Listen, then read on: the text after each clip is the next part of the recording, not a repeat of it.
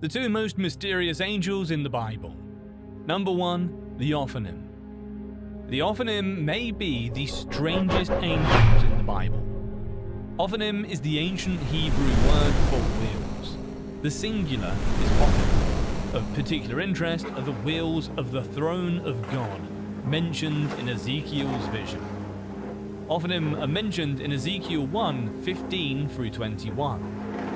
The Bible is brimming with incredible imagery, and God gives us a look into a realm to which human eyes rarely have access through His holy word. We are never disappointed when we enter Scripture, eager to learn more about God, His methods, and His intentions. The mysteries of the universe, the heavens, and spiritual creatures are revealed in the pages of the Bible so that we can better understand Him. The Ophanim reveal our God as King and affirm the sovereignty of His reign. Ezekiel has been in exile for 5 years when God appeared to him by a river in Sheba, which is now in the Middle East. God used this encounter to start Ezekiel's ministry as a prophet by showing him an astounding vision. It is easier to define the Ophanim depicted in Ezekiel's vision after considering the entirety of the revelation. God chooses to open the heavens in front of Ezekiel's temporal eyes. Ezekiel witnesses a foreboding cloud of lightning and flame coming from the direction of the north. Within the cloud, 4 lighted beings shine brightly. Although the beings appear as humans, they are not human in any way. Each possesses 4 different faces: 1 human face, 1 lion face, 1 ox face, and 1 eagle face. The prophet doesn't record these creatures by name in Ezekiel 1, where the recounting of his vision begins. But by chapter 10, they're identified as cherubim. Ezekiel 1:15 to 21. Now as I looked at the living beings, behold, there was 1 wheel on the ground beside the living beings, for each of the 4 of them. The appearance of the wheels and their workmanship was like sparkling topaz, and all 4 of them had the same form, their appearance and workmanship being as if 1 wheel were within another. Whenever they moved in any of their 4 directions without turning as they moved. And for their rims, they were high and awesome, and the rims of all 4 of them were covered with eyes all around. Whenever the living beings moved, the wheels moved with them, and whenever the living being rose from the earth, the wheels rose also. Wherever the spirit was about to go, they would go in that direction, and the wheels rose just as they did, for the spirit of the living beings was in the wheels. Whenever those went, they went, and whenever those stopped, they stopped. And whenever those rose from the earth, the wheels rose just as they did, for the spirit of the living beings was in the wheels. What Ezekiel saw or described in this passage is difficult to visualize in its entirety. It is presumably an image of a magnificent chariot with 4 wheels that is being the throne of God. The scene gives the impression of continuous motion and activity, not only on the part of the living beings themselves, but also on the part of the throne that God sits on. The sense seems to be that the wheels and their workings could be moved in any direction, but there was no sense of chaos or disorder to their movements. A popular Bible commentator stated about this, like a ball bearing, they could move in any direction without any steering mechanism. As for their rims, they were so high they were awesome, and their rims were full of eyes. Again, it's difficult to imagine in one's mind exactly what Ezekiel saw or stated in this passage.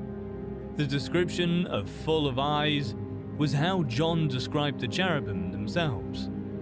The sense is of excellent knowledge and intelligence. They are not dead metal.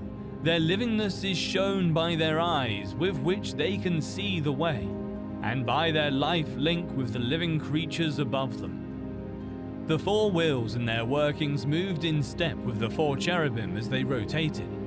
They were linked together in such a way that Ezekiel was able to write, "The spirit of the living creatures was in the wheels." Ophanim are also mentioned similarly in Ezekiel 10:9 to 13.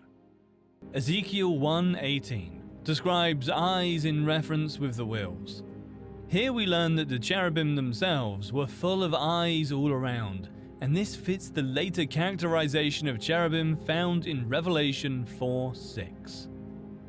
The image seems bizarre to the modern reader, but one must remember that this is a visionary experience and surrealistic features may overwhelm realism. In the passages above, the throne of God is set on wheels, Ophanim, and then pushed by 4 angels. There are wheels inside of wheels at cross angles, with the effect that the throne can move in any direction without having to turn. The angels who are powering the throne also have 4 faces, one facing each direction, so they can likewise travel in any order without turning. The angels are identified as cherubim.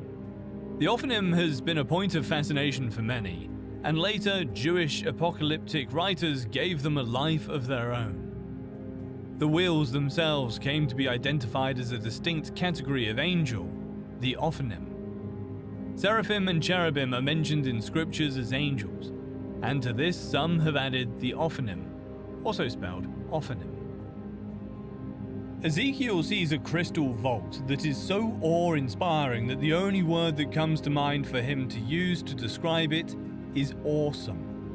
This vault is located above the heads of the 4 cherubim and the Ophanim. Above the vault, he sees a brilliant and glittering throne, and high above the throne, he sees what is described as the appearance of the likeness of the glory of the Lord.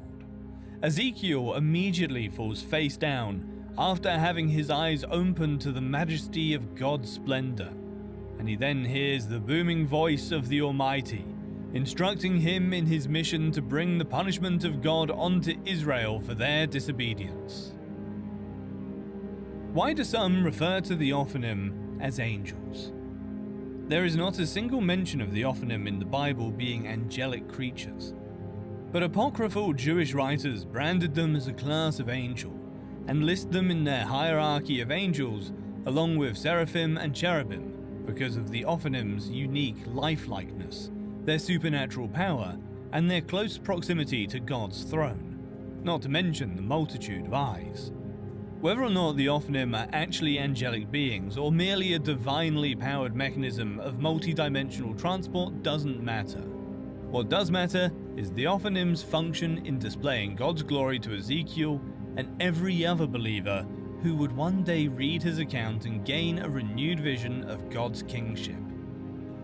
What do the Ophanim reveal about God? Both in appearance and operation, the Ophanim that appeared in Ezekiel's vision demonstrate God's absolute dominion over the entire cosmos. The omnidirectional wheels themselves serve as a constant reminder to us that the God we serve is omnipresent, meaning that he's able to be in all places at all times.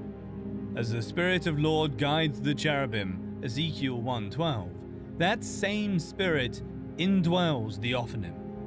When the creatures moved, they also moved. When the creatures stood still, they also stood still.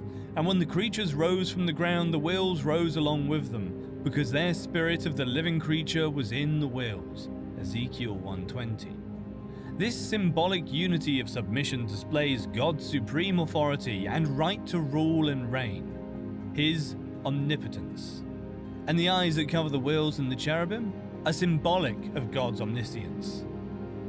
He is all-seeing, all-knowing. Why is it important for Christians to know about the supernatural realm? In Ephesians 6:12, we are told that our struggle is not against flesh. God desires believers to be aware of the world beyond what our temporal eyes can see, so that we, in the Lord's mighty power, can be prepared to take on whatever scheme the enemy has in store. Extremism is prevalent in today's society. On one end of the scale, there are believers who downplay the supernatural part of their faith and insist on maintaining a naturalistic worldview, which is characterized by an exclusive reliance on the truths of doctrinal teachings for day-to-day living. And on the opposite end of the spectrum are those people who are so preoccupied with the spiritual realm because of the allure it holds for them that they are of little help on earth. we must first ensure that our eyes are open to the reality of the situation. When Elisha's servant was terrified by the surrounding enemy in 2 Kings 6:16, the prophet tells the young man, "Don't be afraid." Number 2. The Angel of the Lord. Who is this angel? There are numerous accounts of angels briefly manifesting themselves in the physical realm and making face-to-face appearances with people who God was actively working with at the time. These accounts can be found all throughout the Bible. When looking at the scriptures in the Old Testament that describe human interactions with angels, there is one being that stands out above all the others for several different reasons. There are Old Testament and New Testament references to angels of the Lord, an angel of the Lord, and the angel of the Lord. Using the definite article, the implies a unique being, separate from the other angels. The angel of the Lord speaks as God identifies himself with God and exercises the responsibilities of God. The angel of the Lord made an appearance to Balaam. The angel appeared when Balaam went on a journey to curse the people of God. Numbers 22:21-18. So Balaam arose in the morning, saddled his donkey, and went with the leaders of Moab. But God was angry that he was going, and the angel of the Lord took his stand in the road as an adversary against him. Now he was riding on his donkey, and his 2 servants were with him. When the donkey saw the angel of the Lord standing in the road with his sword drawn in his hand, the donkey turned off from the road and went into the field, and Balaam struck the donkey to guide her back onto the road. Then the angel of the Lord stood in a narrow pathway of the vineyards, with a stone wall on this side and on that side.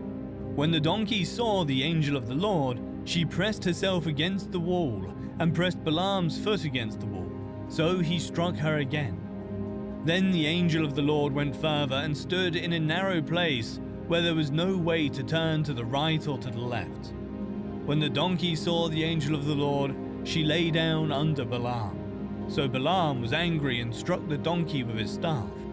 Then the Lord opened the mouth of the donkey, and she said to Balaam, "What have I done to you that you have struck me these 3 times?" This duplicity within the prophet resulted in the peculiar and amusing scene between an animal with keen spiritual sense and a human being who was spiritually as dumb as a rock. The following conversation, which takes place between a faithful donkey and an unfaithful prophet, is not to be missed. Then the Lord opened Balaam's eyes, and he saw the angel of the Lord standing in the road with his sword drawn. So he bowed low and fell face down. The angel of the Lord asked him, "Why have you beaten your donkey these 3 times? I have come here to oppose you because your path is a reckless one before me. The donkey saw me and turned away from me these 3 times. If it had not turned away, I would certainly have killed you by now, but I would have spared it." Balaam said to the angel of the Lord, "I have sinned. I did not realize you were standing in the road to oppose me. Now if you are displeased, I will go back." The angel of the Lord said to Balaam, "Go with the men, but speak only what I tell you." So Balaam went with Balak's officials. Numbers 22:31-35. Finally, God opened Balaam's eyes to see the angel of the Lord who was blocking his path. As Balaam lay face down in worship, the Lord explained to the prophet that his dumb donkey had saved his life. The angel of the Lord had the ability and the authority to bring God's judgment against Balaam, and almost did. The donkey rescued the prophet from judgment. The angel of the Lord had a physical presence and communicated with Hagar in the same way that 2 people would communicate with one another. There is no indication that this was merely a spiritual impression or a voice carried on the breeze, in our opinion. The angel of the Lord was physically present with Hagar, and that person was present with them both at the same time. This is the very first time that the angel of the Lord is mentioned in the Holy Scriptures. It was not Noah, Enoch, or Abraham who saw him for the first time. The first person that the angel of the Lord appeared to was Hagar. The angel of the Lord told her to repent. If she changed her direction, there was an inherent promise: obey me, and I will protect you.